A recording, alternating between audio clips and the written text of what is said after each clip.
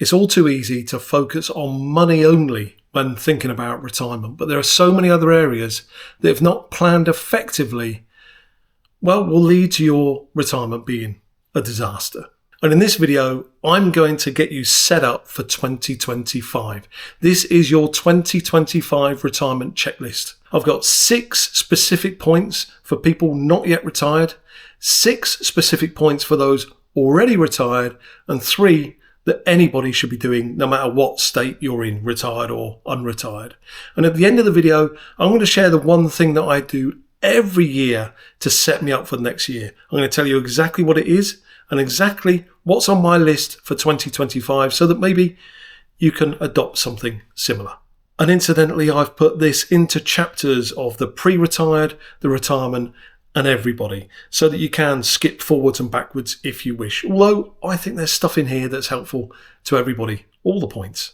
So let's get straight into it with those in the early retirement phase. The first thing you've got to look at is how much money you're actually saving for your retirement or financial independence. Now, I know life is difficult these days. Inflation has been high, wages haven't kept up with that, and also I've seen recently that multiples to get a mortgage at 8 times salary at the moment, which is horrific. I think when I was younger, it was about 3 times, and if you really found the right lender, someone would give you 4 times. So an 8 times rate is horrific, and I really feel for you if you're suffering with that at the moment. But the one thing I'll say is, it is what it is, and it's very easy to just get angry about this kind of thing. But the people who really get on in life are those who get angry, but then get through the anger and think about what it is they need to do.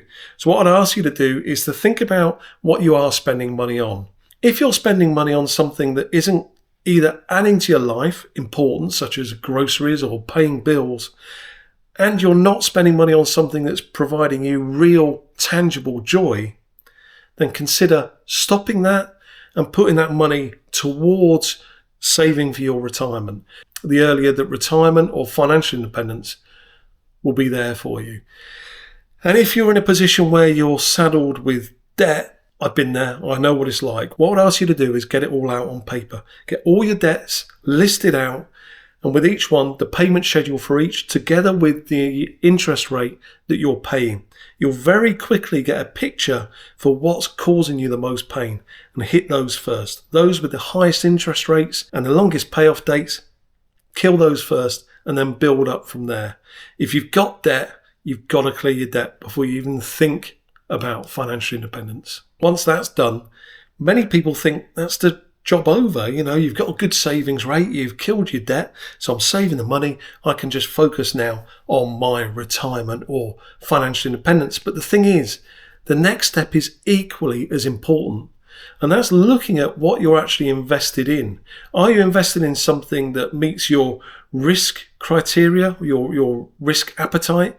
And are you invested in something that's going to give you the returns that you're looking for? I've always said that I don't think crypto is an investment. It's a gamble. Now, there'll be someone out there saying, yeah, I think Bitcoin's doubled in the last year, Neil. What do you say to that? What I say to that is, brilliant.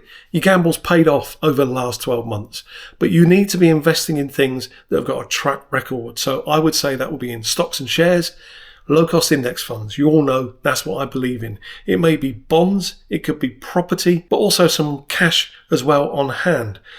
Have a picture of all of that and ensure that in doing so, you're not paying over the odds on any costs associated to it. Because if you're doing that, then you're saving money with this hand and then you're bleeding that money away on costs or in the wrong investments with the other hand.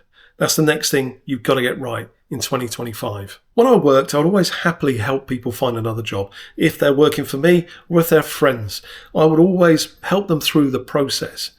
And there's one question I would always ask. I'd always say, so why are you looking for another job?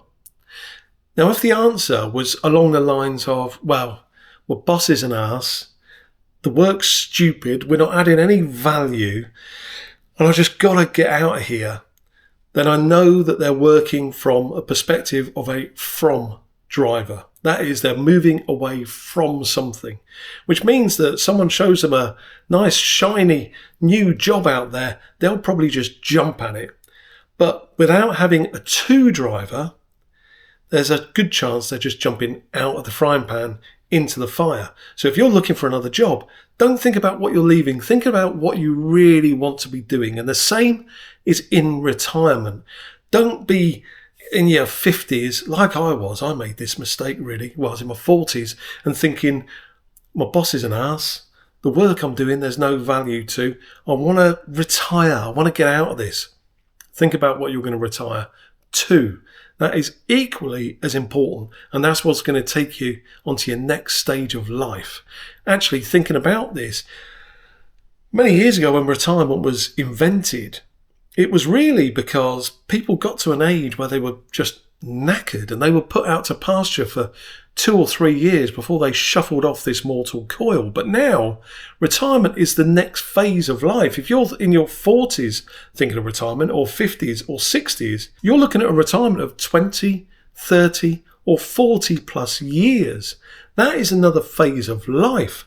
So remember when you were at school and you were thinking about what career you want to go into and you put all the effort into that, it was no different. You're going into another phase of life, being retirement. How are you going to build up for that and make that the perfect thing, the next step for you? That's your to driver, not your from driver. So that's the third point. Define your retirement. Next, we're thinking about retirement now and how much money will you actually have? So for example, there's the 4% rule, which is always kind of a de facto starting point. So if you've got, say, you got to a point where you're thinking, when I retire, I will have amassed 200k.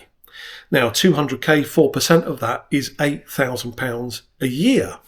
Is that enough to sustain you? Well, if you're thinking, well, yeah, I'm planning to do this at the age of 67. I'm going to get my old age pension, or if you're in the US, you're going to get your social security, or if you're in Australia, get your superannuation and whatever it is in Canada or wherever else you are in the world, and you augment the money you've saved with that, and you might, no, that is enough.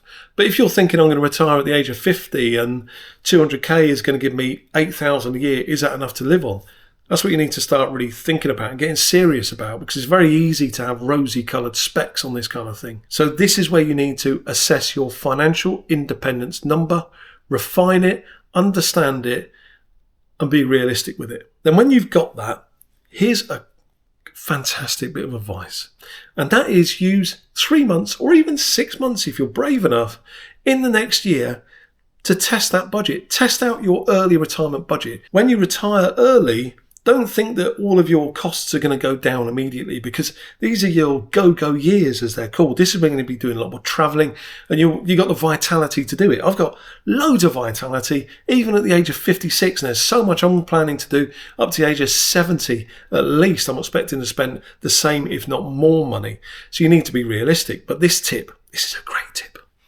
3 or 6 months this year, why don't you plan to live on the budget that you've set yourself for retirement? Now, I know there's some things that won't be there, like you hopefully won't have a mortgage. You might not be paying car payments because you don't need the car to commute to work. So there's a whole area of things that will go aside when you get to that retirement age. But the things that stay constant will be, you've got your groceries, you've got your bills on your property, you've got entertainment, travel, drink, all of these things. So the plan that you have for your retirement, the budget you are setting aside for that, live on that for 3 or 6 months. That's going to tell you either that you've been totally unrealistic and you need to increase it, and as such, coming back to what your financial independence number is, will need to go up, or you might find out you don't need as much money as you thought, in which case you might be able to retire earlier than you thought. How cool is that? So this one is test your budget, but also in here, test your retirement plan. This is something that Sarah and I didn't do, and we got very lucky. So learn not from what we did, learn from what we didn't do. And that is, when you've worked out that you want to retire and you've decided you're going to retire to something, test that out. For example, if you think, I want to travel the world full time in the same way that Neil and Sarah do, great. Why don't you in the next year go to your boss and ask for a sabbatical, maybe a month, 2 or 3, and then try that travel. And that travel isn't staying in luxury resorts as you do when you go on vacation. Travel as Sarah and I travel, go to Airbnbs and do things more cost effectively because you're working on a budget.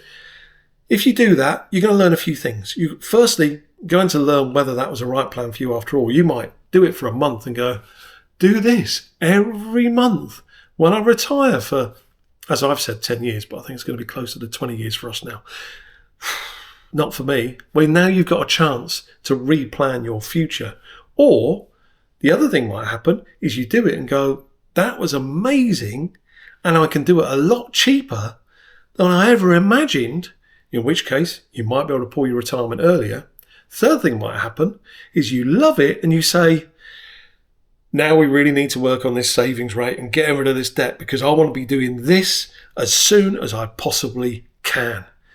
So that's also testing your retirement plan. So that's the 6 stages for the pre-retirees. What about those who are already retired? Well, the first thing, you need to review your retirement budget. Now, if you're sat there saying, retirement budget? What's that? I haven't got one of those. Well, this is just your budget, your annual budget. If you don't have an annual budget, that can be dangerous because you could end up spending money unknowingly. Now, let's assume you've got that budget. If you haven't, set that up for 2025 and track it through the year and go through what I'm about to say at the end of 25. You've got your budget, look back at 24 and see, did I spend what I budgeted to spend? So let's say let's just take a figurative number. Let's say you budgeted that you're going to spend £20,000 or $20,000, whatever it is, in 2024. You look at your actual spend for the year and you spent $15,000. We got 3 outcomes from that.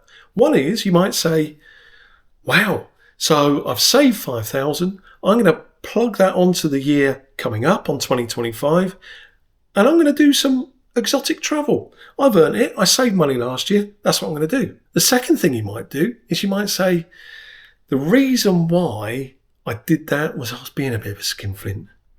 Is that an English term? Does that work everywhere in the world?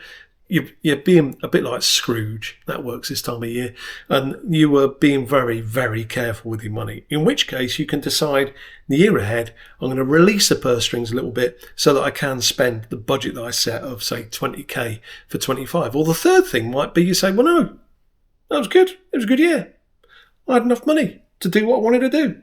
So that means I can rework my budget downwards for 25, meaning that your money invested has got more opportunity to grow in the future. So that's the first point about reviewing your budget. Another thing happens as you go through your retirement, and that is before you started, you decided how much you wanted to maybe have in stocks and shares, how much in bonds, how much in cash equivalent funds, how much in property, stuff like that.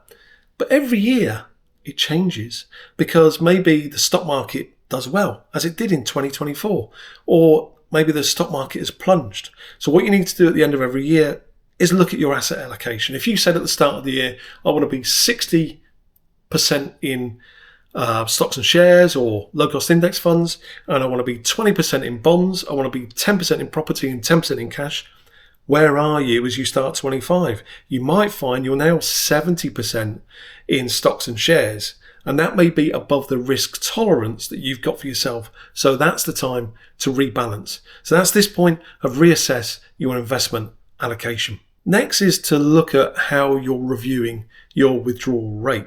So you may have retired thinking, I'm going to do the 4% rule. So the 4% rule, I retired with 500k, 4% of 500k is 20k, and I'm going to increase that in line with inflation every year. You know what though? Withdrawal is a bit of a science. And you know how in science things get learned, new things every year as we learn more about the planet around us. It's the same with withdrawal rates. If you're still looking at the 4% rule, do some investigation into other withdrawal strategies that are out there. In fact, I made a video on this a few months ago, which I'll link up here if you want to go back and have a look at that.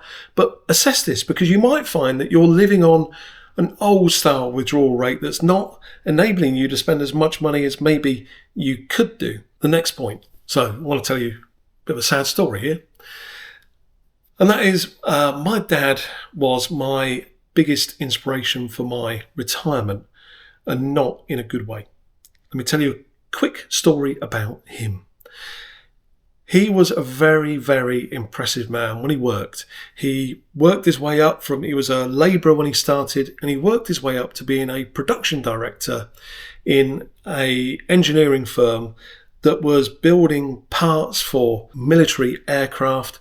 And he took the factory that he had into the 21st century. He was going over to Japan all the time, looking at machine tools and all of this computerized and robotic stuff. That this was long before anyone else was really doing this kind of stuff. And as such, he was on the front of magazines. People were interviewing him. He was blazing a trail in his industry.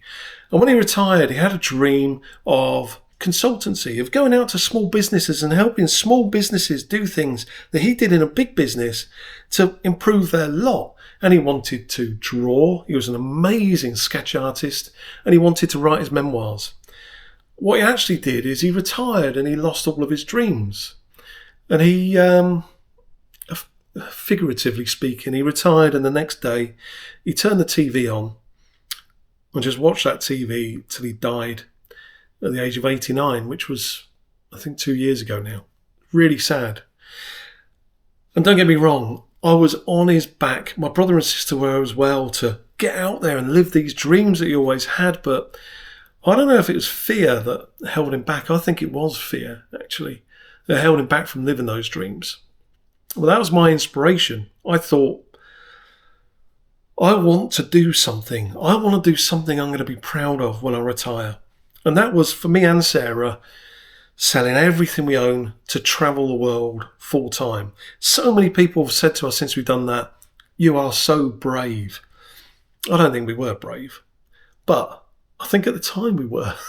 I don't think looking back on it we were brave. We were foolhardy. But that was a big step. But what I wanted to do is make big steps and make mistakes. That could have been a massive mistake, and I stuck it all on YouTube so that I could have to say to you at some point in the future, yeah, we were going to travel the world for the next 10 years. Actually, we hate travel. Make myself look an idiot. But I didn't care. I wanted to go out there and do something. So for you, do something that's going to make you engaged. What is your dream? Is your dream to write a novel? Is it to sketch? If you haven't started and you've retired, and you think, oh, I feel a little bit more like Neil's dad than Neil, this is your wake-up call. This is it. This is your one life. So get engaged and stay engaged. When this video finishes, get on it now. If you've got dreams you're not fulfilling, get on it now. Use my dad in the way I have. As we go through life, we have friends. And if you're anything like me, you maybe go through seasons of life. And that means that maybe you work with people and they were great friends of yours, but then you change jobs and you lose that relationship. Or maybe you've got friends that your lives just went in different directions. For us, Sarah and I, we didn't have kids. I had friends that had kids, and you naturally go in two different directions because your priorities in life change. But now, when I think about it, I've had so many friends that I should be looking to reconnect with. People who had kids, they've probably not got kids anymore. Their kids have moved out. So you need to be looking at that yourself. Who is it that you had as friends? You might be 85 years old, sat there remembering back to an old school friend. Speak to someone. They'll help you get contact. There are ways these days that you can get those contacts. And the friends that you've already got now, nurture those friendships. If you're a bloke, this is really difficult. Next thing I'm going to tell you is difficult. I work on this, and it's an interesting one because I often find this doesn't get repaid. But what you need to do is, if you've got friends or family or partners, nurture those relationships by telling them what you think of them. I find when you do that with people, they think you've gone a bit soft in their head, and maybe you have, because I do think a lot about kittens and stuff like that. So maybe I've gone a bit soft in the head. Yeah, I probably have. But if you do that, if you tell people what you truly think of them, that can only be a good thing. And people will only remember what you do for them and how you make them feel. So why not make people feel good? Don't blow smoke up people's asses. I'm not saying that. But if there's something, if you've got a friend who you've always admired because of X, tell them. They don't know. And it's going to make them feel good. If they feel good, hopefully you do. As I say, often it doesn't get repaid. But do you give gifts to receive? You shouldn't do, should you? So that was maintaining friendships. The next is have an estate plan. So for example, have you written a will?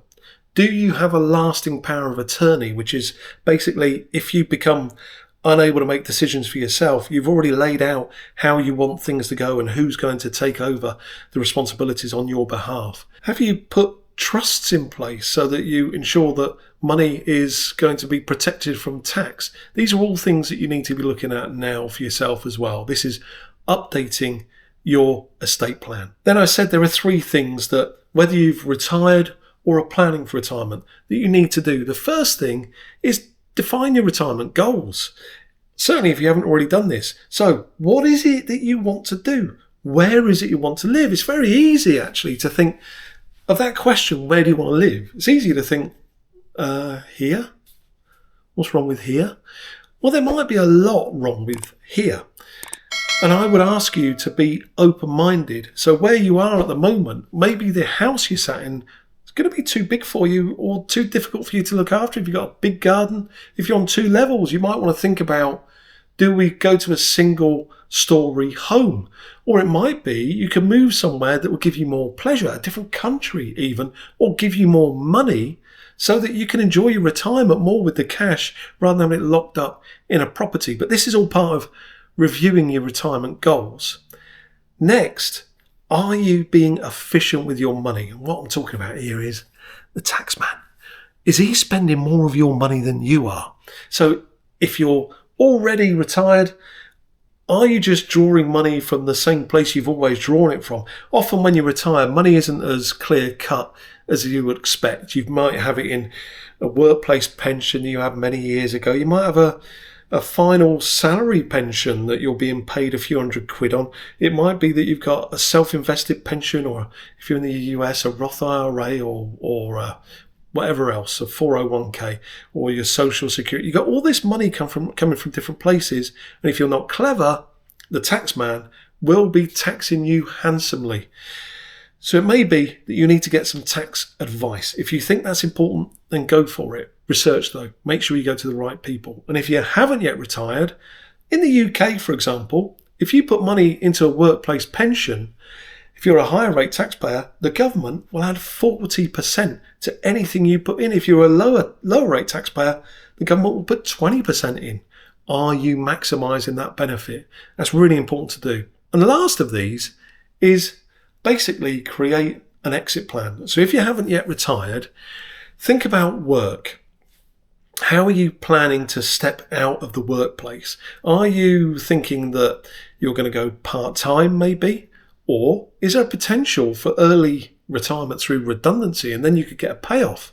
Or maybe you're going to step aside from doing something as stressful as what you're doing now and do something a lot less stressful in the future for a couple of years. You get less money, but it will ease you into retirement.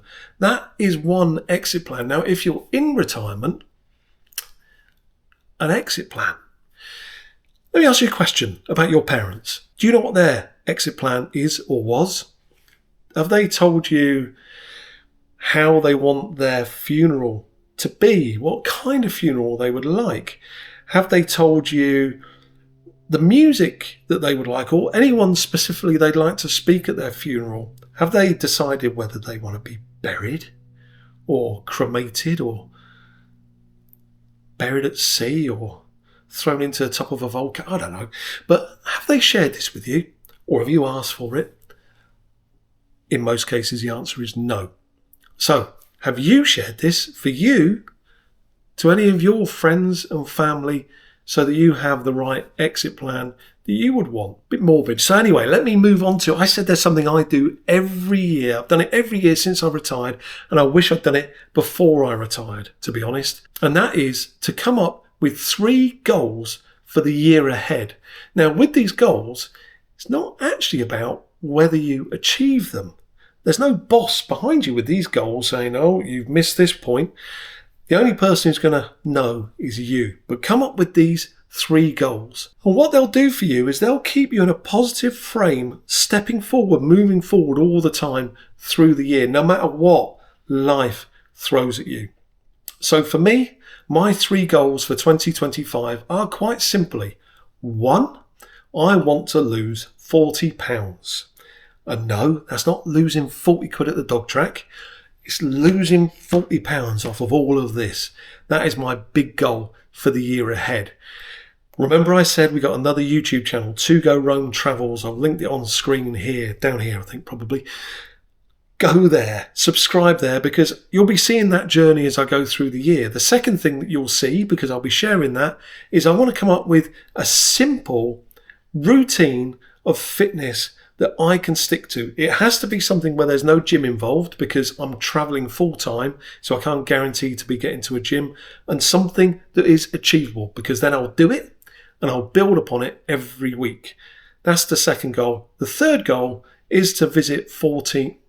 No, it's not. My third goal was to visit 12 countries in 2025. Maybe countries I've been to before, but I want to go to 12 countries. For you, what are your 3 goals for 25? Let me know. Put it in the comments below this video, and then we can motivate each other. I would absolutely adore to see that, actually, to see what is turning other people on in 2025. Stick that in the comments below, and do come back next week, because things are changing around here. I'll see you next time.